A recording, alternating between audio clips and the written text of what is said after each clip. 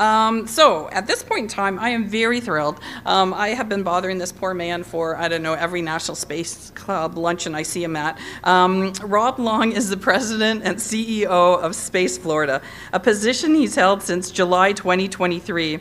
His extensive experience in the aerospace industry spans over 25 years, with a focus on improving and enhancing the transportation, sorry, I keep hearing somebody talking, to, from, and in space. Long has managed complex aerospace programs, developed new business models, and crafted defense, industrial, aerospace, and fiscal policy and strategies. He has also served as the commander for Space Launch Delta 30 and Western Launch and Test Range at Vandenberg Space Force Base, overseeing $8.4 billion in assets and a $280 million annual budget. Okay, he knows numbers.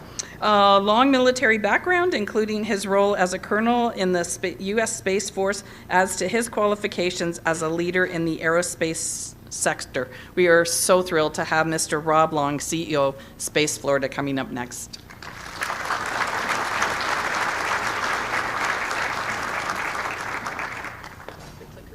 All right, thanks. The clicker's on. Great. Well, that's a pretty cool intro, I think. Thanks, Nancy. I'm gonna put my clock out so I make sure I keep right on time because I'm hearing a theme here.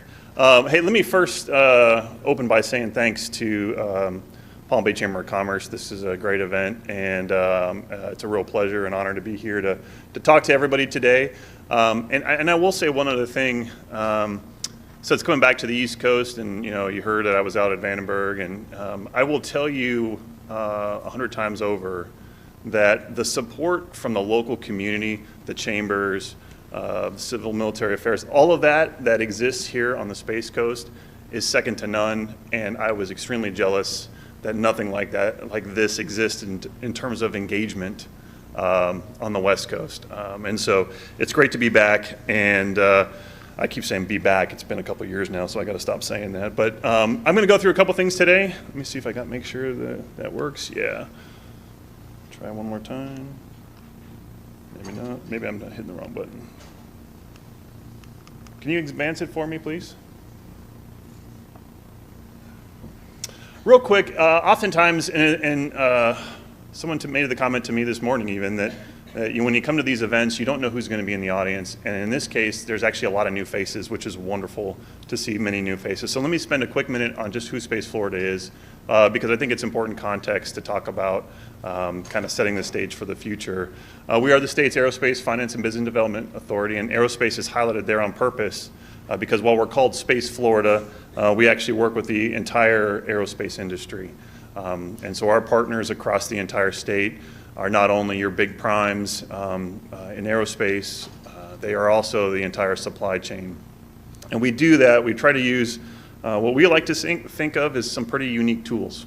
And I can tell you from experience and being around the country, there are very few organizations that offer the sophistication and tools that we can to meet businesses where they are, to lower the cost of capital, to help them grow smartly and even more efficiently overall. So as we do that, it's important to make sure that we have those conversations with whoever is trying to grow in the aerospace industry as early as we possibly can.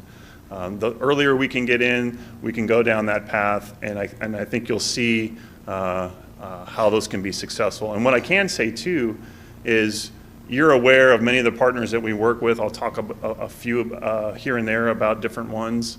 But you can imagine it's, Brevard County especially is pretty diverse when it comes to the aerospace industry, from the Embraers and the Dassaults to the Boeings, Lockheeds. Northrop Grumman is a great partner of ours, L3 Harris, of course. And then, of course, all the space-related industries and if I invite companies. And if I single anyone out, then I'm going to miss somebody, so I'll hold off for that for now.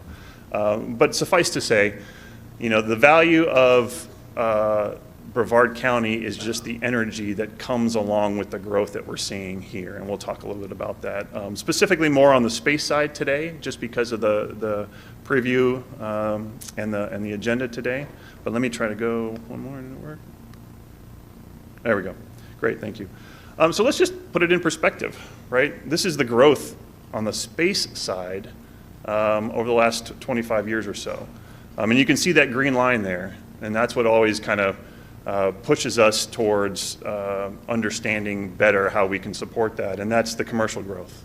The commercial industry growth here on the Space Coast, specifically around the spaceport, is incredible and really is second to none across not only the country, but really globally.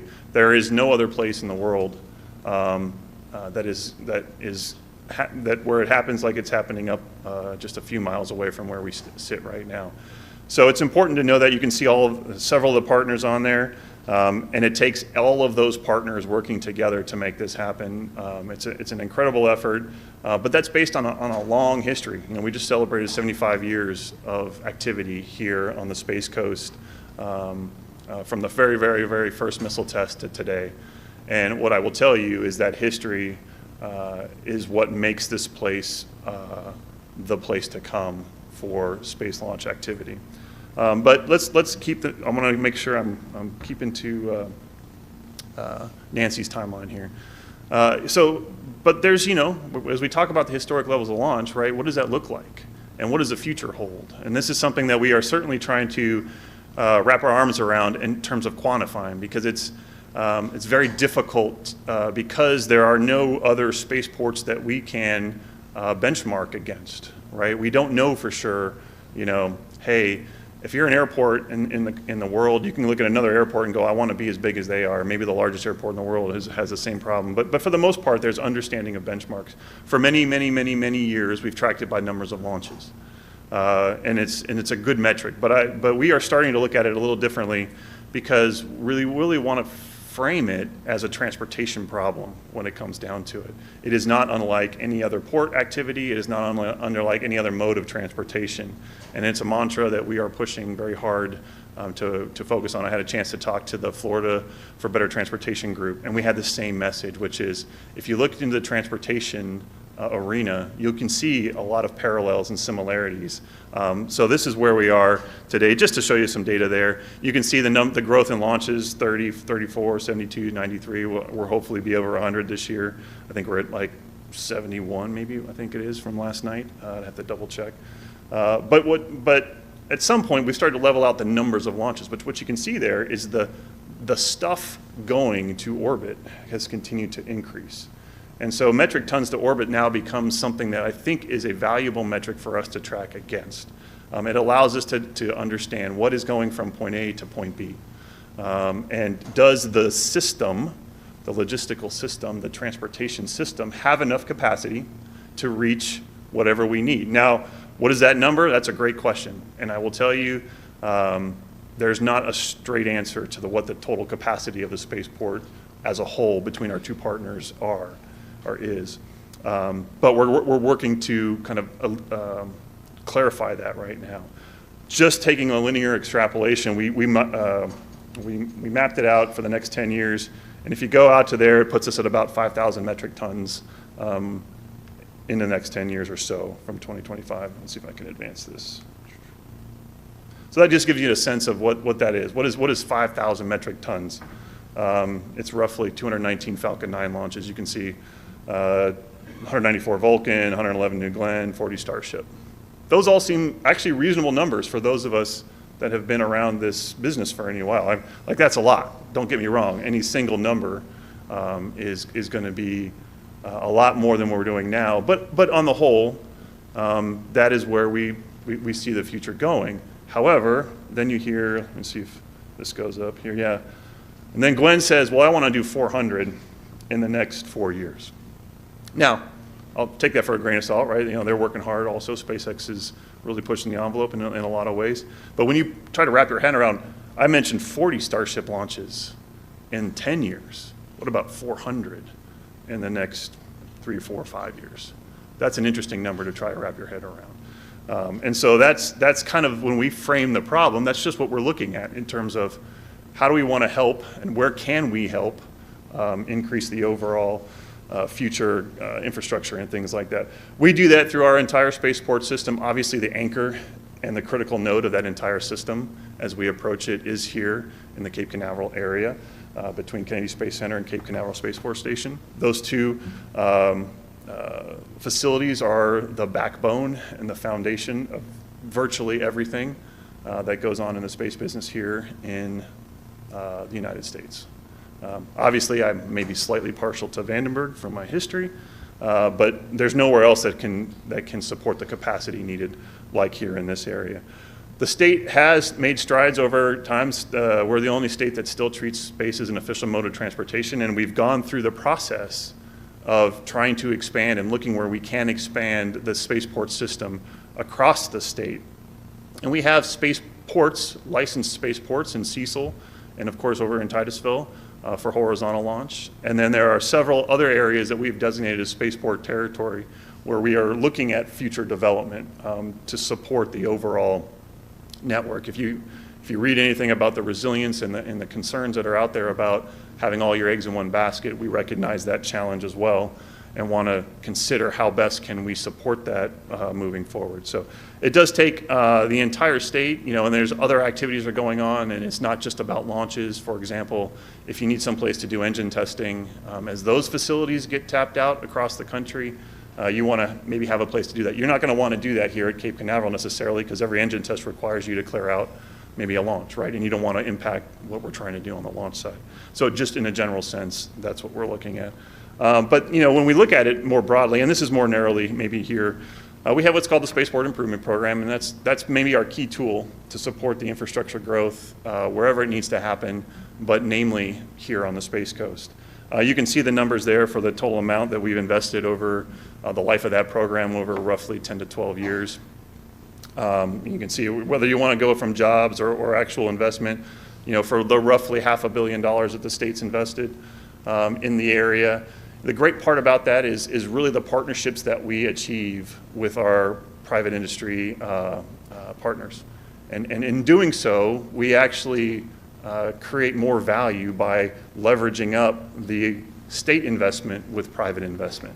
And you can see the leverage ratio there. We typically run 1 to 4, 1 to 5, so for every state dollar put into a project, we usually see about $4 to $5 of private industry putting it. It's a great approach, and what I will say is, unlike a lot of places you might hear where there is just money being thrown around, everybody has skin in the game when you do this, right? Everybody is looking towards success, and when you do that, it allows everybody to work together and collaborate, to our earlier comments.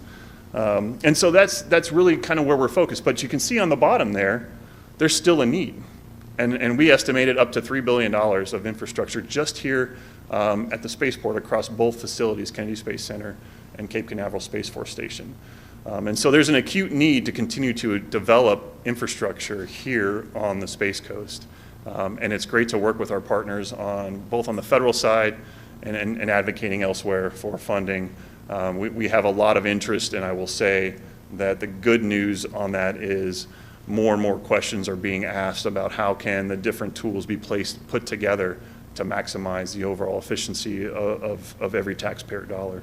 And that's what we're trying to do. So when we talk about where we're investing specifically on the spaceport, and specifically maybe more so on the Space Coast, you see a very, quite a bit higher overall focus on the infrastructure side. And you'll see that going forward. In fact, we're working with the legislature in the next session to potentially add more to that toolkit, and we'll see how that plays out. But you can see from my previous slide, the acuteness of the problem as we continue to try to help drive growth overall. All right, I'm going to go on the next slide here, and this is the fun slide. Because when I talk about infrastructure is not just getting to space. I mean, is that a key component of it right now at the moment? Absolutely, it certainly is. Infrastructure is also about, when we talk about moving things from point A to point B, there's also going to be a point C, a point D, a point E, and those are all places what we call kind of the integrated space Earth economy. And so what is that? That is all the things that are going to happen in the economic domain of space. Those are going to be all the things that happen on the moon, where we're talking about mining and all the other economic activity that could take place. We could include Mars on that. The sky is really literally not the limit anymore for what kind of economic activity we can potentially pursue. And so we see our role in trying to help foster that and coming up with creative ways to use our tools that we have today and couple those with other either private investment, other forms of investment, to really start to unlock as much as possible, not only getting to space, but moving in and around space, going through space to somewhere else on Earth.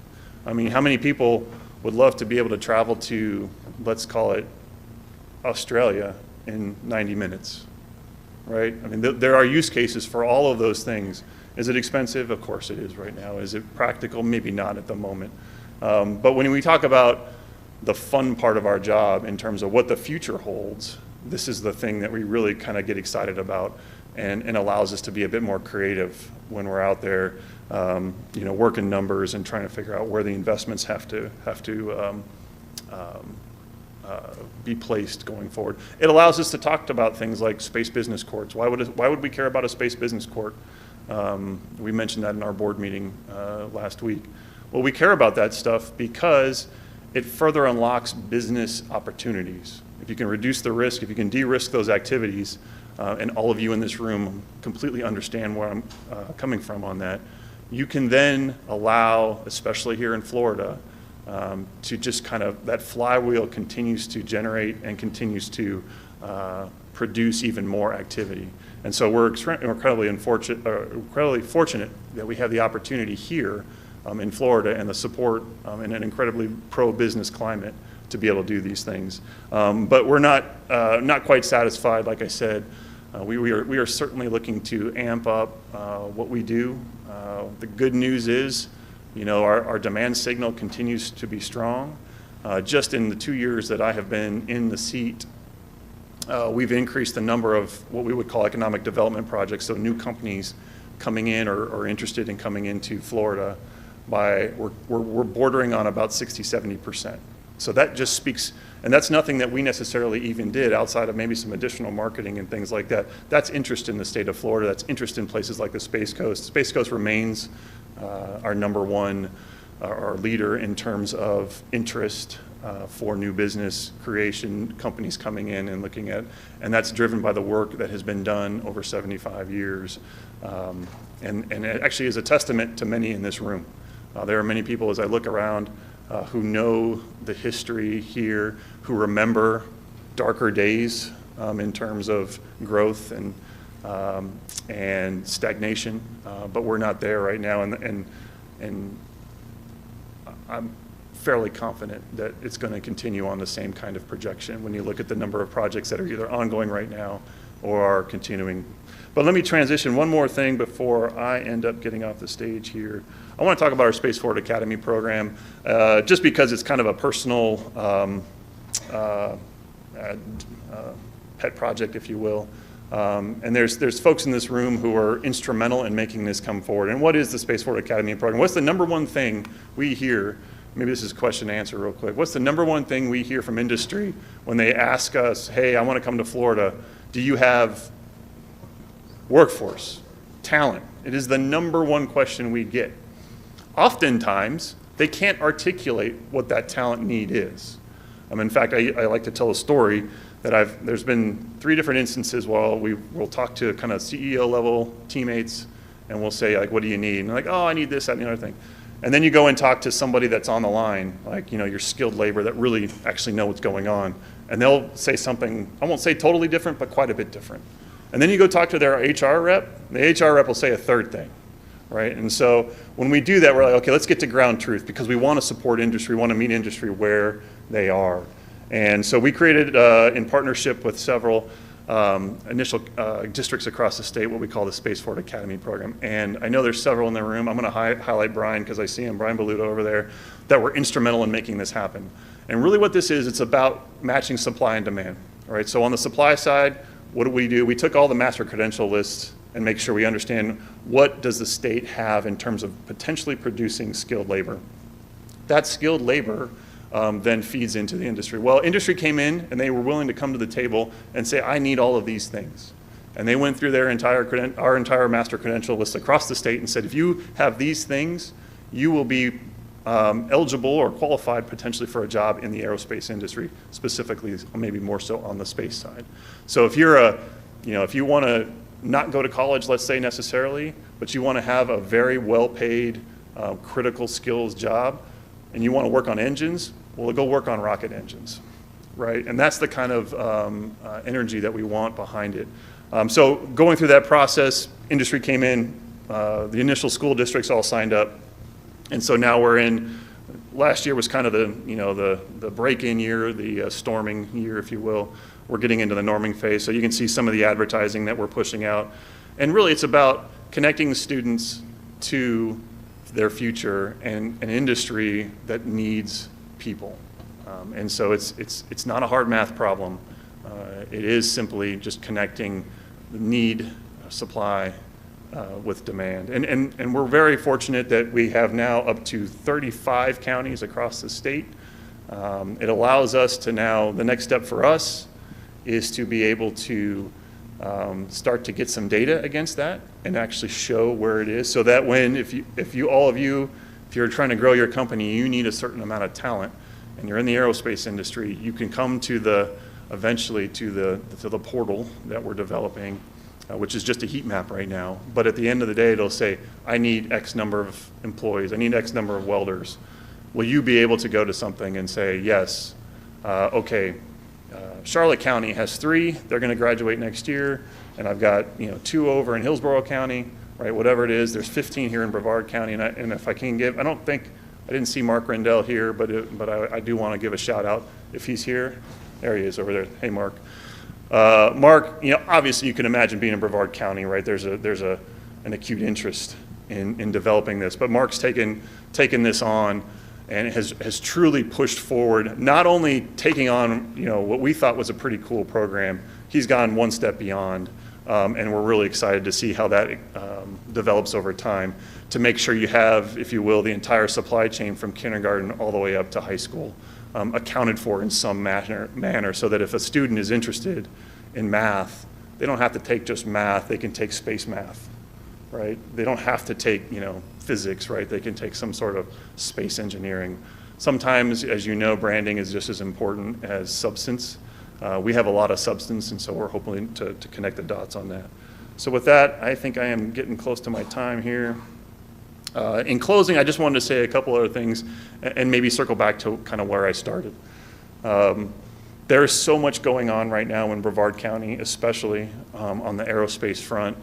I will tell you, we're generally swamped with activity in a very good way. We get new leads in probably, I would say 2 to 3 a week, just interested in Brevard County. That doesn't account for all the other leads that come in for the rest of the state. And so I will tell you, and I probably have to be careful. I know there's media in the room now, so I got to be really careful how I say this now. Brevard County has had the history of supporting the industry as a whole, right? And it goes from north to south. It doesn't matter where you are in Brevard County. You have some touch points with the aerospace industry and are a critical part of the future growth of that industry. And so I'm very thankful again that Nancy gave me a chance to say a few words. I will be hanging around here, and I'd love to talk to people about how we can do better, because we're in our own growth phase right now, and we're trying to improve and trying to be more efficient, trying to do more, hopefully with a little bit less, and be good stewards of the taxpayer dollars. So at the end of the day, please, pat yourselves on the back, because this doesn't happen with a team of people that are willing to work together, that are willing to look across, very diverse groups of cities across the county, different constituents, but it's going to take everybody coming together and being collaborative to make all that happen. So with that, I think I'm close. So Nancy, I'm going to give you like 2 minutes back and get everything back on schedule. Thank you, everybody. Appreciate your time.